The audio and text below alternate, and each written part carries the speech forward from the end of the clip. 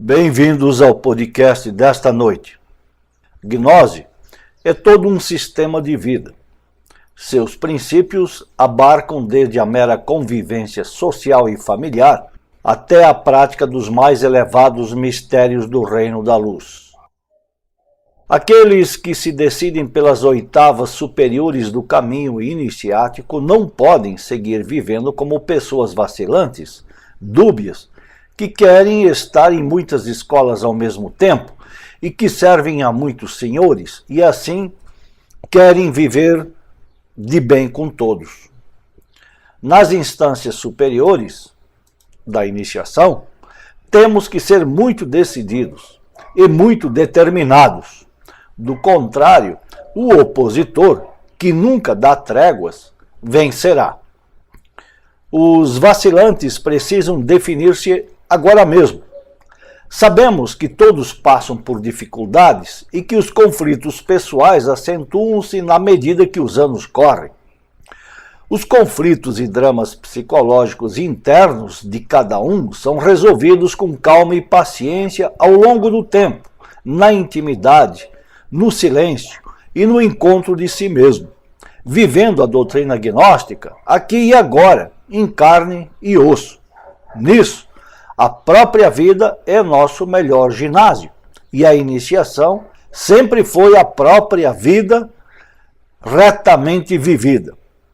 Porém, se estamos ou somos vacilantes, se não conseguimos superar os conflitos ou as dificuldades elementares da vida, então podemos inferir que à medida que os anos passarem, esses conflitos nos levarão à desistência. É claro que, nesta época atual, palavras, intenções e objetivos sempre são deturpados. Muitos nos ouvem ou leem nossos livros e estudam nossa doutrina, mas acabam tomando tudo pelo lado negativo. Desdenham dos ensinamentos, riem-se do que dizem ser nossas crenças, criticam nosso mestre e atacam nossas atividades e iniciativas. Assim é a humanidade. Não há como mudar. A vida nos indica claramente que nenhum mestre, profeta, mensageiro ou avatar foi bem recebido pelo mundo, pelas pessoas e pelas religiões existentes.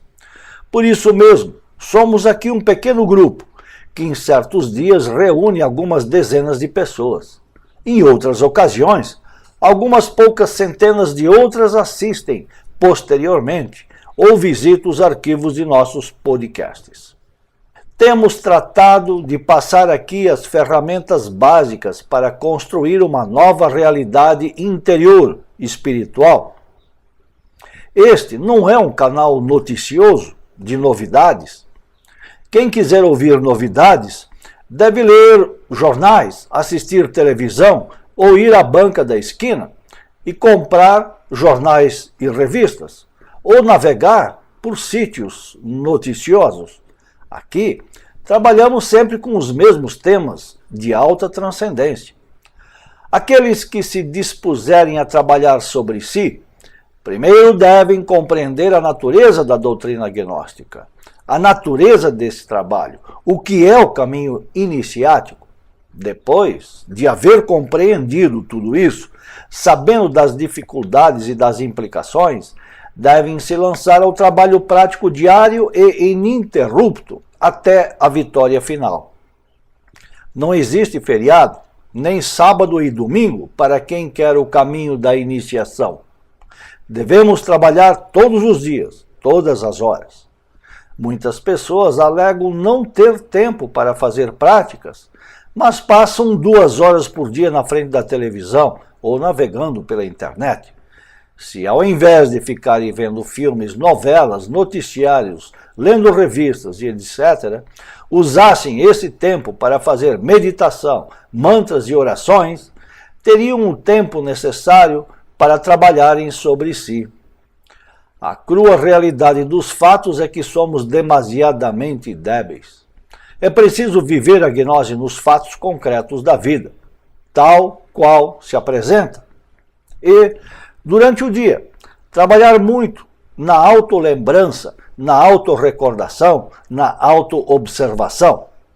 E depois, naquela hora de meditação noturna, antes de ir para a cama, dedicarmos-nos a fazer reflexões acerca de tudo o que aconteceu durante o dia.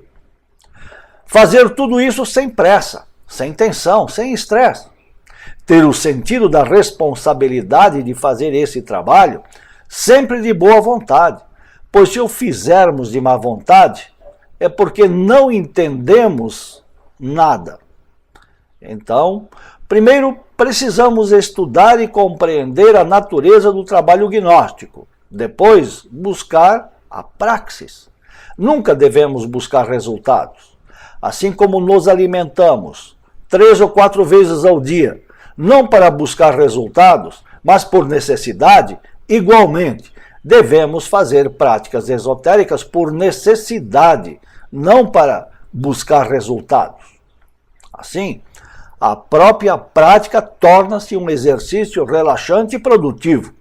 Isso é o que denominamos de amor ao trabalho. Não adianta alguém tomar nas mãos um japamala, por exemplo, e começar a repetir mecanicamente mantras, invocações ou orações todos os dias. Isso de pouco serve, pois um papagaio pode fazer a mesma coisa.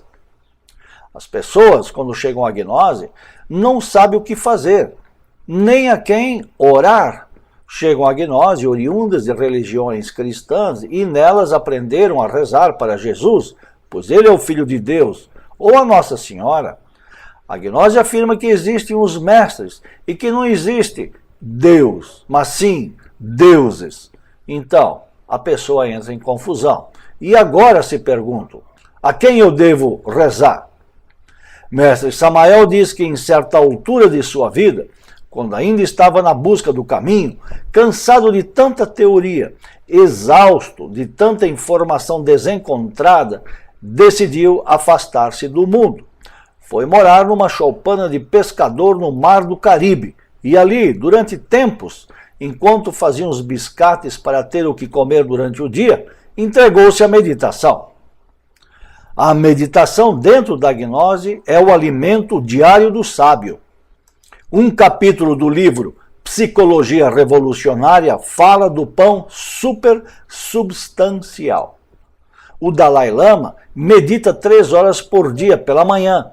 Os lamas, os sábios, os místicos do Tibete têm os traseiros chatos por passarem horas e horas sentados em Padmasana durante a vida inteira, meditando com a finalidade de anular a mente e os processos mentais.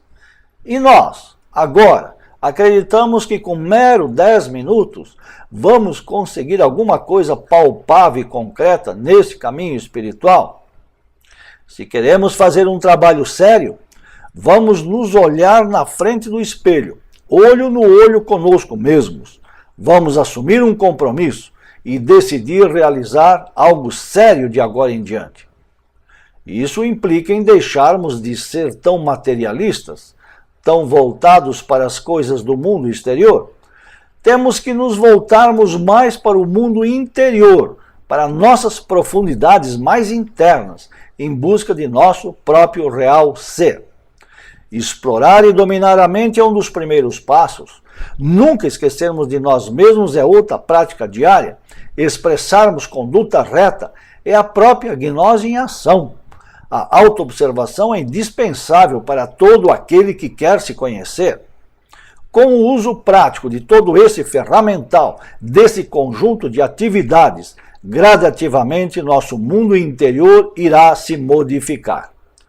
Sacrificar algumas coisas e trabalhar menos para que se possa ter mais tempo para si e para esse trabalho, isso realmente é importante. É claro que nenhum de nós vai poder abandonar tudo. Aqueles que têm compromisso de família, que são casados, têm família para sustentar, não podem ser levianos a ponto de largar tudo, sem mais nem menos, mas podem gradativamente mudar a sua condição, reduzir compromissos, reduzir gastos, trabalhar menos e dedicar-se mais ao seu mundo interior. O que realmente gera os fracassos é a falta de hábito de fazer as práticas. Geralmente, começamos a fazer essas práticas hoje, sustentamos essa rotina durante uns quantos dias, e então surge um acontecimento qualquer, como um convite para uma festa, uma reunião de amigos, um aniversário, uma oportunidade de ir à praia. E ao voltarmos, já não é mais a mesma coisa. Algo afetou, balançou e não temos mais a força necessária, telema, para retomarmos essa vida de prática. O que precisamos entender é que se alguém quer este caminho, deve transformar-se num monge na sua própria casa, na empresa, no trabalho em que está. Tem que encarnar esse princípio do monge, fazer seu trabalho enquanto trabalha.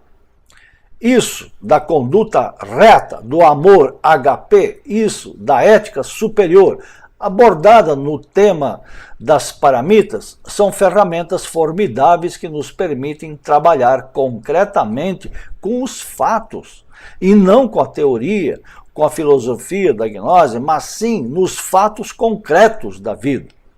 Cada qual tem que achar a sua maneira de resolver isso. Todos nós sabemos que precisamos fazer trabalhos concretos, práticos, cumprir uma rotina de práticas esotéricas diárias, sem falhar nenhum dia.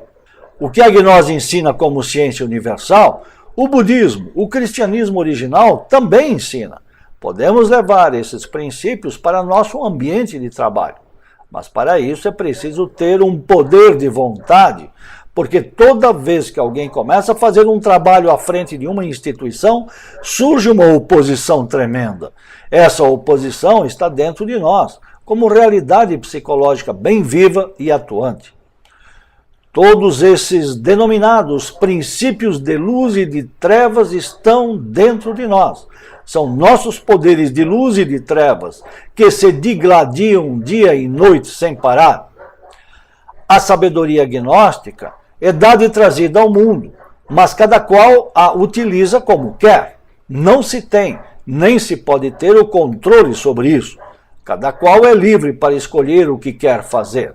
Ninguém é obrigado a acreditar em ou a aceitar a gnose, os avatares ou o mestre Samael.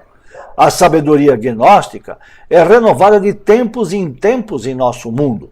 Ela sempre se apresenta com novas roupagens, mas a essência da doutrina é sempre a mesma, desde que o mundo é mundo. A parte que corresponde a nós é estudá-la, compreendê-la e vivê-la. Sem isso, sempre seremos teóricos. Nunca sairemos do labirinto mental em que nos encontramos neste momento. Em resumo, gnose é o fio de Ariadne que nos guia para fora do labirinto de Creta. Até aqui nossas palavras desta noite. Voltaremos em 3 minutos para comentar as questões que nos forem apresentadas. Muito obrigado. Paz inverencial.